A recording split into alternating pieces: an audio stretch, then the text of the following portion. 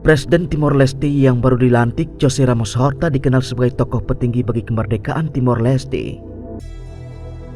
Konflik negaranya dengan Indonesia pada tahun 1970-an disikapinya dengan bijak dalam wawancara online yang disiarkan di kanal YouTube Kompas TV. Ramos Horta yang merupakan peraih Nobel dan dilantik menjadi presiden kelima Timor Leste pada Mei 2022 lalu, mengaku telah memaafkan Indonesia atas kesalahan di masa lalunya. Pria yang pernah menjabat sebagai presiden Timor Leste pada tahun 2007 hingga tahun 2012 dan Perdana Menteri serta Menteri Luar Negeri Timor Leste ini juga mengungkapkan keinginannya untuk mempererat hubungan kedua negara. Invasi Indonesia pada tahun 1975 merupakan pergolakan yang luar biasa di Asia Tenggara. Amerika Serikat muncul sebagai pemenang mutlak di akhir Perang Dunia II, mengalahkan Jepang, mengalahkan Nazi Jerman, begitu ujarnya. Tapi situasi berbalik, Amerika Serikat kalah dengan Vietnam. Perang dingin antara Amerika Serikat dan Rusia pun dimulai. Indonesia menginvasi Timor Leste sebagai akibat Perang Dingin, Perang Vietnam, dan kekalahan Amerika Serikat. Kami menjadi korban dari itu semua, begitu tambah Ramos Horta.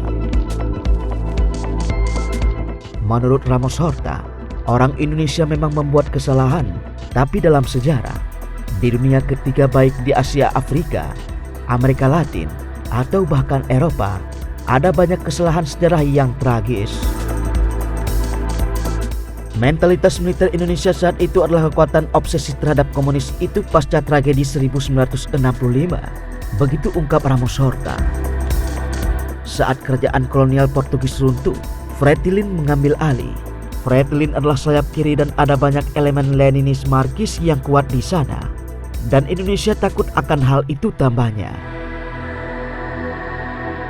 Horta pun bisa memaklumi alasan invasi akibat situasi yang pelik itu.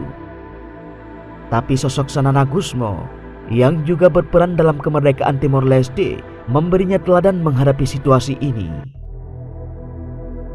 Saat situasi tak jelas pada tahun 1981, muncul Sanana Gusmo. Dia yang mereorganisasi perlawanan dari kerusuhan, memobilisasi rakyat dan visi yang luar biasa, ditambah keberaniannya, ujarnya. Sanana memiliki kepribadian yang luar biasa. Dia tidak memiliki kemarahan dan kebencian terhadap Indonesia, bahkan sebenarnya memiliki cinta yang sangat mendalam untuk Indonesia. Dia mengajari orang Timor Leste menghormati Indonesia, begitu tambahnya.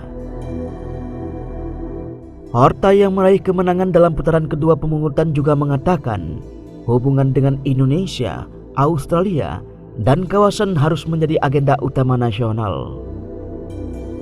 Menteri Koordinator Bidang Politik, Hukum, dan Keamanan Menko Polhukam Mahfud MD bertemu dengan Presiden Timor Leste terpilih.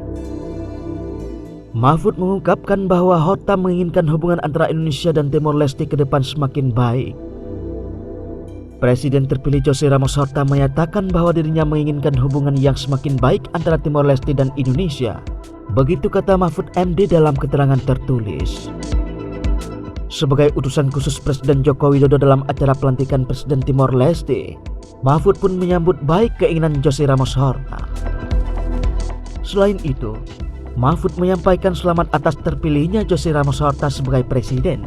Mahfud juga menyampaikan pesan Jokowi agar José bisa berkunjung ke Indonesia. Saya juga menyampaikan undangan dari Presiden Jokowi kepada beliau untuk berkunjung ke Indonesia, kata dia. Sebelum bertemu Horta, Mahfud berdialog dengan masyarakat Indonesia di Dili.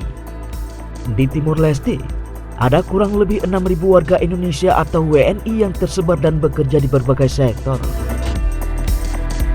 Kepada WNI, Mahfud berpesan agar terus menjaga persatuan dan rasa cinta tanah air. Tak lupa saya menjelaskan kondisi politik dan iklim demokrasi di Indonesia yang baik dan terjaga, perbaikan dan pertumbuhan ekonomi nasional, serta upaya kita untuk keluar dari pandemi COVID-19 yang juga berlangsung dengan baik, ucap dia. Tidak hanya kali ini saja, pada tahun 2015, Wakil Presiden Yusuf Kala menerima kunjungan mantan Perdana Menteri dan Presiden Timor Leste José Ramos Horta di kantor Wapres Jakarta. Dalam kunjungan tersebut, kedua belah pihak membahas persoalan keamanan internasional hingga masalah ekonomi. Saya bertemu Wakil Presiden Yusuf Kala, teman lama saya. Kami mendiskusikan peran khusus Indonesia di dunia internasional dalam penjagaan keamanan. Seperti diketahui, Indonesia telah berkontribusi dalam beberapa tahun untuk menjaga perdamaian di Lebanon. Begitu kata Horta.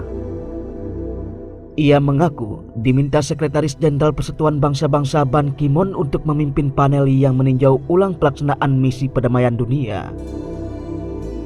Menurut Horta, Indonesia telah mengalami perubahan berarti dalam 15 tahun terakhir.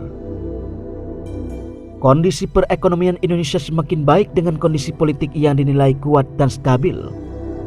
Horta pun yakin bahwa Indonesia beserta negara Asia Tenggara lainnya bisa memainkan peran sangat penting dalam meningkatkan kinerja PBB terkait penjagaan keamanan internasional. Selain itu, Horta mengaku membahas hubungan bilateral antara Indonesia dengan Timor Leste. Kami ingin melanjutkan untuk memperkuat hubungan dua negara yang sudah semakin baik ini, ujar Horta.